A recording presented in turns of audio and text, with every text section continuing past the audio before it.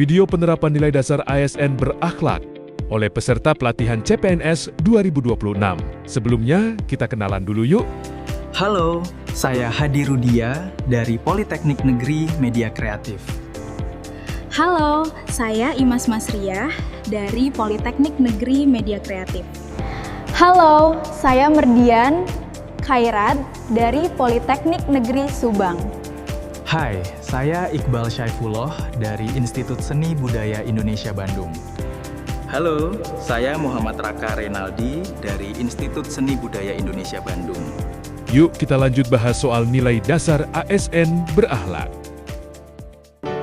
Halo, selamat datang. Hari ini kita akan bedah tuntas sebuah blueprint yang penting banget, yaitu bagaimana nilai-nilai dasar ASN berakhlak bisa kita jadikan ibaratnya DNA dalam setiap tindakan kita sebagai dosen. Tujuannya tentu saja untuk menjadi dosen yang profesional, agil, dan pastinya berintegritas. Yuk kita lihat gimana cetak biru ini bisa membentuk masa depan pendidikan tinggi di negara kita. Kita mulai dari sini ya, sebuah gagasan yang kuat banget. Ini bukan cuma kalimat puitis loh. Peran kita itu jauh lebih besar dari sekedar transfer ilmu di kelas.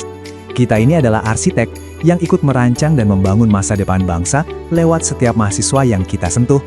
Inilah semangat utama dari pembahasan kita kali ini. Terus kenapa sih transformasi ini jadi begitu penting? Coba lihat pergeseran ini. Dulu mungkin ya ada citra dosen yang posisinya dilayani. Tapi sekarang di tengah tuntutan publik yang makin tinggi dan dunia yang serba enggak pasti, paradigma itu sudah berbalik 180 derajat. Peran dosen sekarang adalah melayani. Kita bukan lagi menara gading tapi agen perubahan yang harus proaktif. Nah, ini dia perangkat kita. Toolkit seorang arsitek peradaban berakhlak. Ini bukan sekedar akronim atau jargon birokrasi ya. Anggaplah ini sebagai 7 pilar cetak biru yang jadi panduan kita sehari-hari untuk menjalankan tridharma perguruan tinggi yang benar-benar punya dampak. Oke, kita mulai dari 2 nilai yang jadi fondasi paling dasar, berorientasi pelayanan dan akuntabel. Ibarat bangunan, kalau fondasinya nggak kokoh, pilar-pilar lainnya pasti gampang goyah.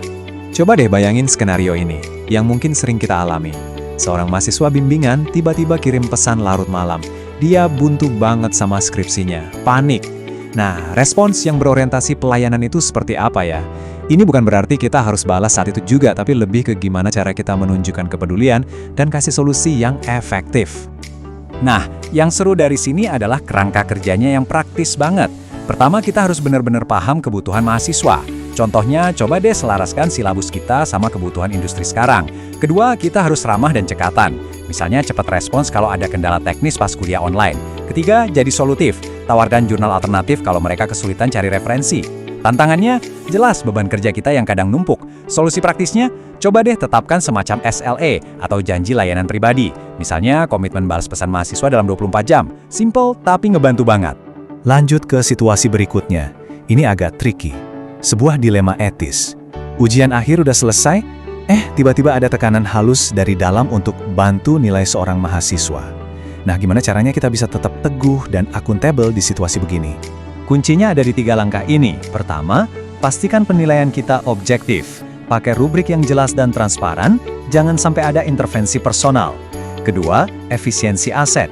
Contoh paling gampang, ya matikan fasilitas lab kalau sudah nggak dipakai. Ketiga, dan ini yang paling penting, tolak gratifikasi sekecil apapun. Tantangan terbesarnya ya budaya hadiah itu. Solusinya, digitalisasi. Manfaatkan sistem online untuk transparansi nilai. Ini sangat membantu. Visual ini benar-benar menangkap esensi akuntabilitas dalam aksi nyata. Setiap angka yang kita berikan, setiap lembar tugas yang kita periksa dengan teliti, itu adalah wujud dari integritas dan objektivitas yang kita pegang sebagai seorang pendidik. Oke, fondasi sudah kokoh. Sekarang kita beralih ke mesin penggeraknya. Mesin yang bikin kita tumbuh, baik secara pribadi maupun sebagai institusi. Nilai kompeten dan harmonis. Nah, ini pertanyaan reflektif buat kita semua nih.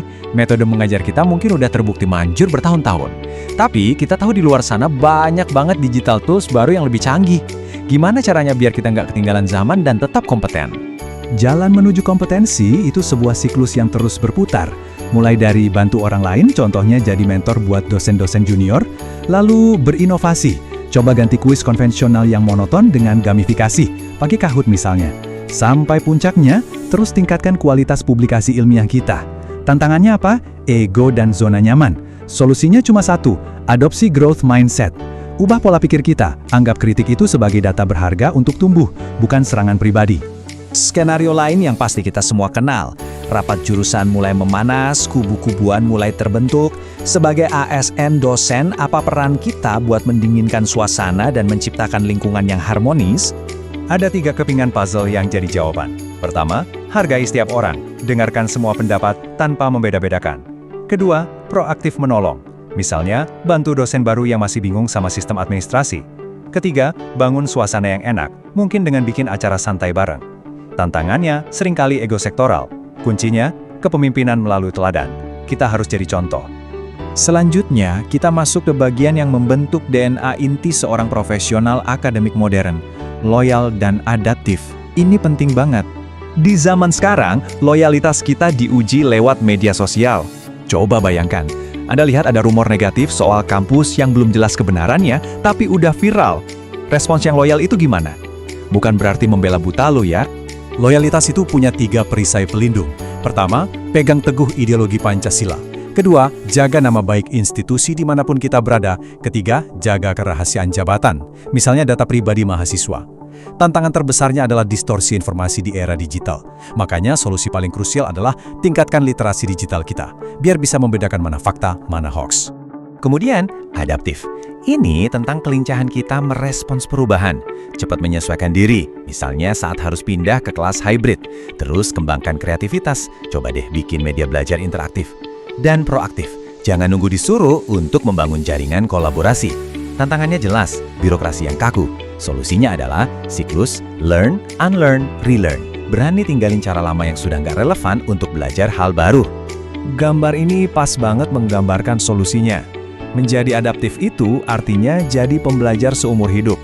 Selalu siap untuk unlearn atau melepaskan ilmu yang usang, dan relearn atau mempelajari dunia lagi dengan kacamata baru. Akhirnya kita sampai di nilai puncak. Nilai yang menyatukan semua nilai lainnya untuk menciptakan dampak yang maksimal. Kolaboratif. Nah ini dia, tantangan klasik dunia akademik. Riset Anda bisa jadi terobosan besar kalau dapat masukan dari jurusan lain, tapi mereka terbiasa kerja di silo masing-masing. Gimana caranya merobohkan tembok itu dan mulai kolaborasi? Proses kolaborasi itu ada 3 langkah utama. Kasih kesempatan ke semua pihak untuk berkontribusi.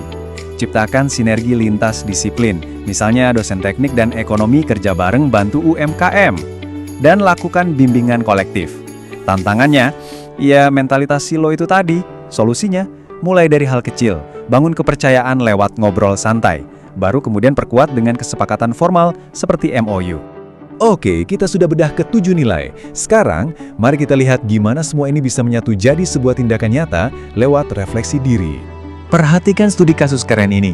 Cuma dengan mengubah satu mata kuliah jadi pembelajaran digital berbasis proyek, itu secara otomatis mengaktifkan seluruh ekosistem berakhlak. Anda jadi adaptif karena merombak silabus. Anda jadi kompeten karena belajar sistem baru. Anda jadi kolaboratif karena melibatkan pihak lain.